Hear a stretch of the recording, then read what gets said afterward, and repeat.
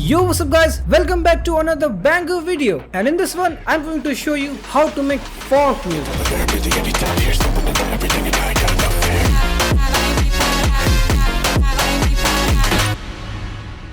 This is a full masterclass on funk. I'm covering how to make a kick from scratch, the secret to the funk bassline. The most important element in funk music is the drums. They consist of two kicks. The first is the main distorted / impact kick, and the second is a less distorted kick. Then rim shots and top loop for grooves. For the impact kick, I used two kick layers. First I made in serum, and the second is a simple kick with bunch of distortion. Here's the serum kick patch. The core principle is to make a simple kick, then add a lot of distortion. Start with the analog BD sign wavetable, drop it 2 octaves and set random phase to 0. Create an LFO shape like this to control the kick's pitch. Set the rate to 6.5 Hz and ensure it's in envelope mode. Now go to matrix and choose one of the select the LFO as the source, set the destination to main tuning and make sure it's in unipolar mode like one arrow. 2 arrows mean bipolar. Now from here you can control the click or pitch movement of the kick with this amount knob. For this patch I set it to about 35%. So this is a basic kick. Now go to FX, add tube distortion and compression, but it still sounds flat. To spice it up, add more wavetables and noise for texture. I added this wavetable and controlled its volume with the same LFO. Now it sounds like this. A nice punchy kick. Now we gotta distort the hell out of it. Add overdrive with 2 stacks and this is what you get. To add crunchiness and texture, I added noise with another wavetable. Control the volume with LFO2 and an envelope and set the noise to one shot mode. Now we have a sick Phonk kick. I made another kick using samples. Without effects, it sounds like this. Just a normal kick and noise. The secret sauce is a chain of distortion and clipping. Add a structure with only distortion, set it to soft clipper, boost the pre-gain to max, add an EQ to shape it, then more distortion and heavy clipping. That's how you make the distorted kick. Now for the less distorted kick, use the same kick with tube distortion and clipping. Kicks altogether sounds like this.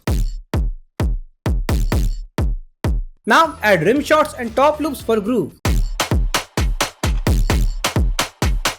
For processing, they are linked to the main drum bus where I am adding Kashmiri sensors and G-clip to glue them together. Now the bass line.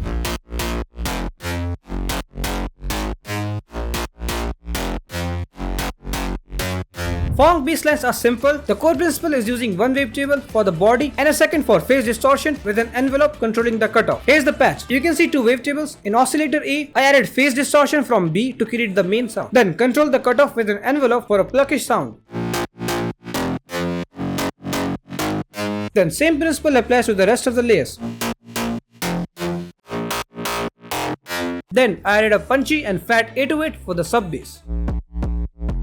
The real sauce is post processing. On mid bass I'm adding EQ to cut the sub bass frequencies because we have a separate sub bass. Then all of them are linked to this main bass bus where I'm adding destructor, then decapitator for more distortion, then fruity balance for automation, then EQ to reduce the high end frequencies, PHS compactor for sidechain and a clipper. Bass without effect sounds like this. And with effect it sounds like this. Now the drop leads. The melody is simple, using notes from the bass line. So I found this one shot on Splice. By the way, I'm having an audio issue. If I want to play a sample, I usually just tap it, but for some reason I have to hold it to listen. Let me know in the comments if you know how to fix this. Then I also added this layer. Now for the effects, distortion through decapitator, then EQ to cut the low end, then OGG, then again distortion through camel crusher, and again EQ, then a clipper to cut the peaks. Then it's linked to the sidechain bus where I'm adding kickstart for sidechain with a 44% of mix. And in the second part of the drop, I'm adding this counter melody with the same processing. Now the vocals, one of the most important elements. I'm adding wave shaper for distortion, then fresh air to make it bright, EQ to shape the sound, then a kickstart for sidechain, and it's linked to the reverb and delay bus. And this one, and I wanted some diminish vibes, so I duplicated it and automated the stretch pro mode to go from low to high.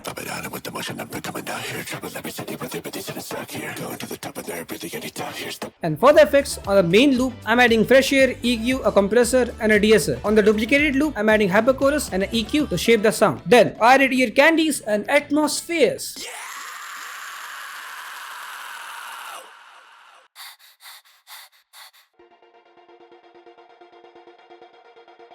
Alright, that's it for this video. Now it's time to check out the final result.